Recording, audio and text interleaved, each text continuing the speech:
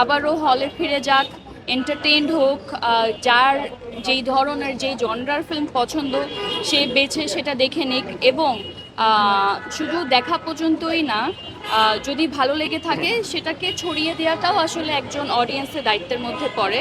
তো আমার যদি কোনো কিছু ভালো লাগে, আমার এটা অবশ্যই জানানো প্রয়োজন আমার ফ্যামিলি ফ্রেন্ডসদেরকে।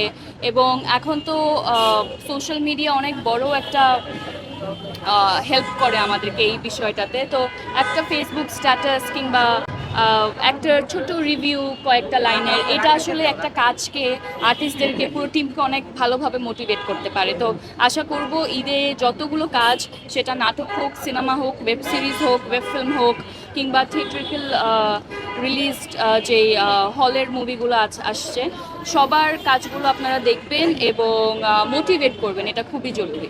Thank you. আপনারা যা করেন আমরাও তাই করি। আমরা উঠে খাওয়া দাওয়া করা হয়, ঈদ মোবারক বলা হয়, সালামি দেওয়া হয়, না হয় এই আর কি। ইনশাআল্লাহ ফিউচারের কথা তো এই মুহূর্তে বলতে পারছি না, বাট ডেফিনেটলি সিনেমা করা হলে সেটা তো কোনো একটা সময় ঈদেও রিলিজ হবে। পরিবারের সাথে করা হবে, পরিবার যেখানে থাকবে সেখানে করা হবে, নিজের বন্ধু বান্ধবদেরকে নিয়ে করা হবে। আমার মনে হয় ঈদ কোথায় করার চাইতে আসলে কাদেরকে নিয়ে করছি এবং আপনজনরা সাথে আছে কিনা, এই বিষয়টা আসলে আরো বেশি ইম্পর্টেন্ট। আমার একটা কাজ রিলিজ হবে, যেটা ভ্যালেন্টাইন্স রিলিজ হওয়ার কথা ছিল, বাট ওই সময় হয় নাই, এখন রিলিজ হচ্ছে।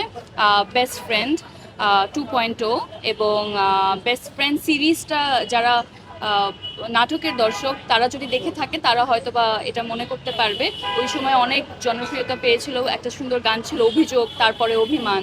এই গানগুলো আমার পার্সোনালিও খুব পছন্দের এবং সেটারই একটা নতুন সিজন নিয়ে আবার করা হচ্ছে। প্রবীর রয় চৌধুরী এটা ডিরেক্টর, আর আমার সাথে আছেন জোবান।